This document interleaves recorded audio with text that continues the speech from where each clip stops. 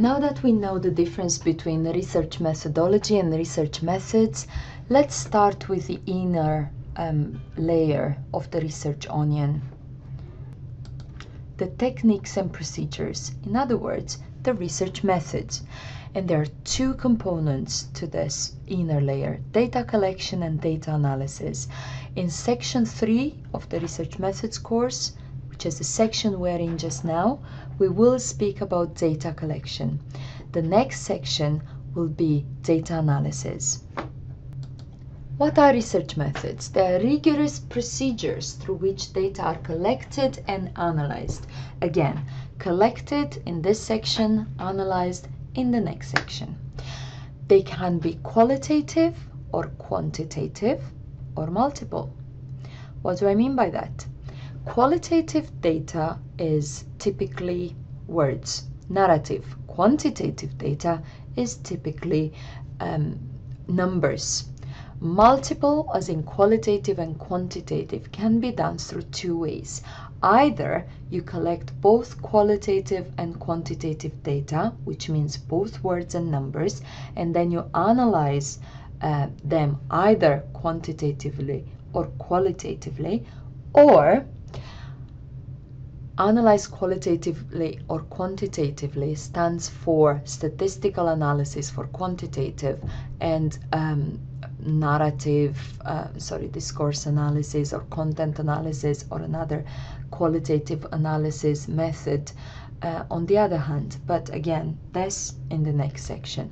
Another way in which you could use multiple data, qualitative, quantitative, is to collect only qualitative data, for example, but analyze it quantitatively and qualitatively. So, for example, not only analyzing the themes that come out of the data, but also counting how many respondents supported a particular point.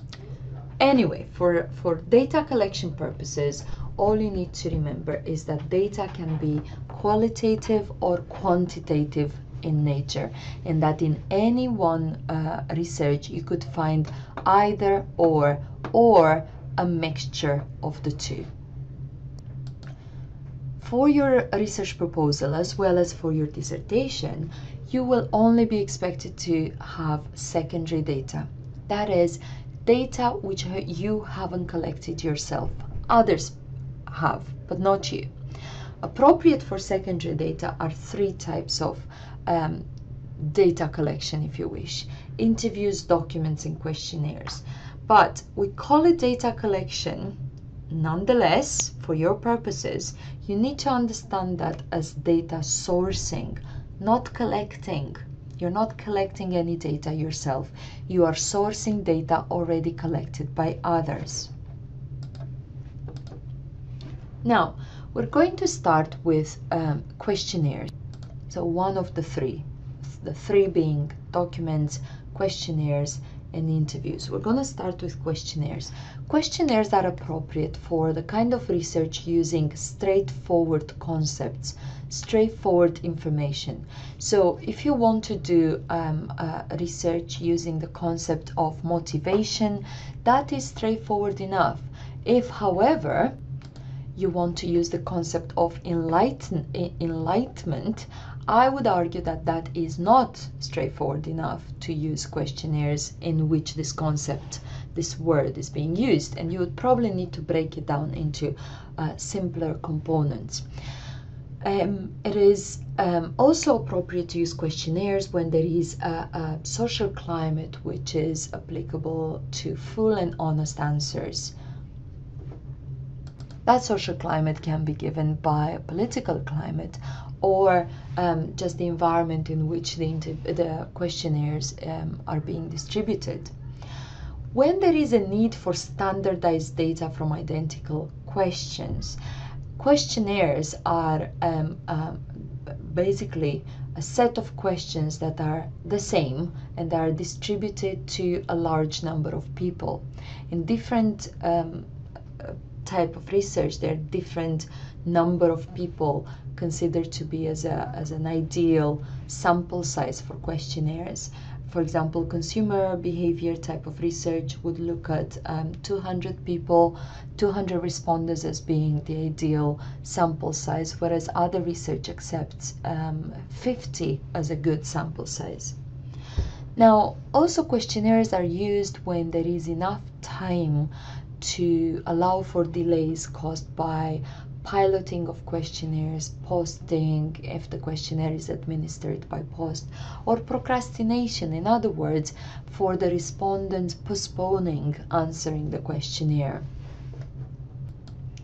And finally, respondents are to be expected to be able to understand the questions.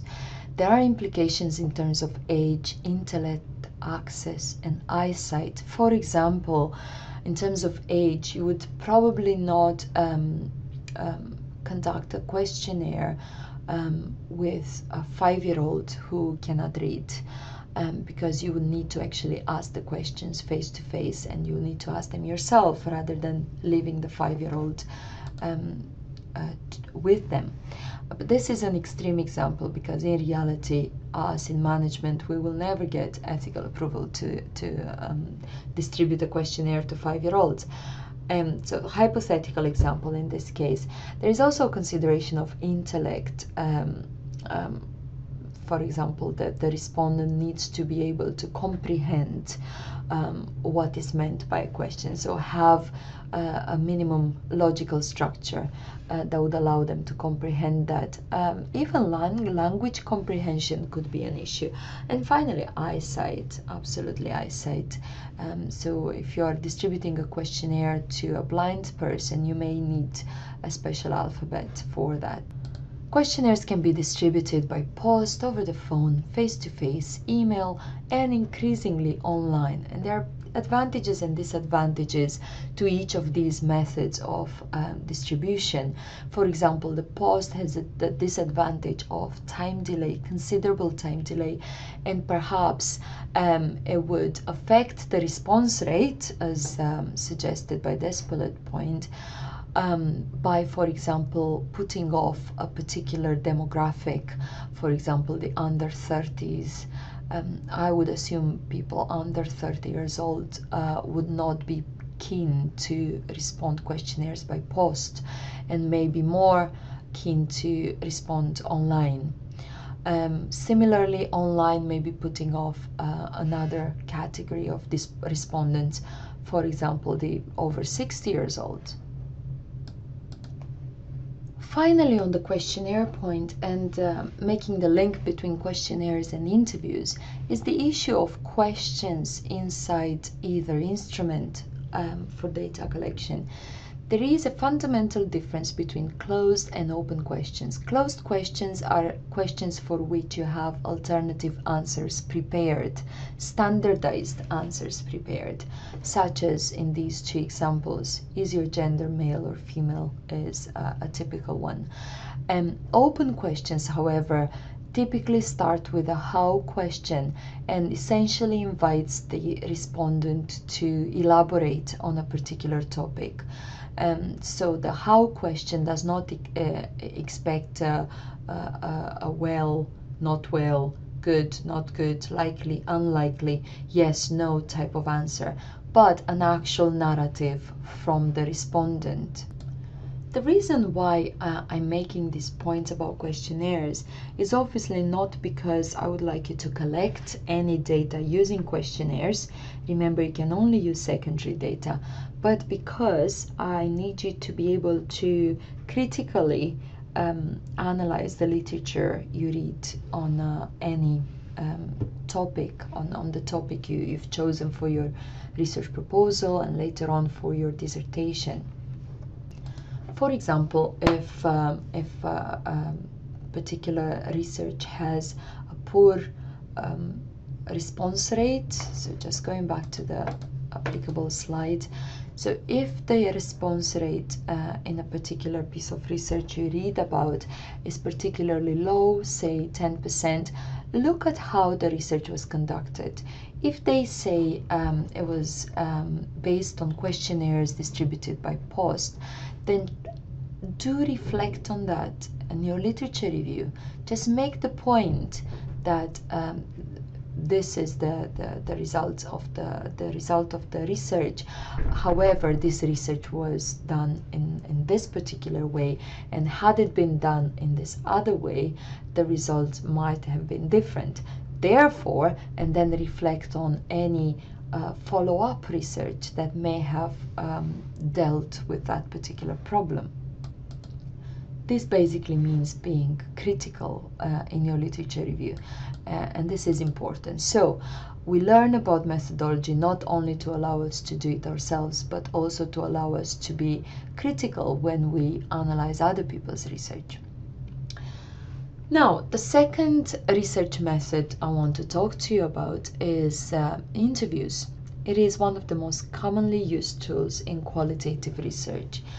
They investigate emotions, opinions, views, not factual matters. You can get factual matters through questionnaires or through a review of documents. Typically, you're looking for informed views from key players in any particular field.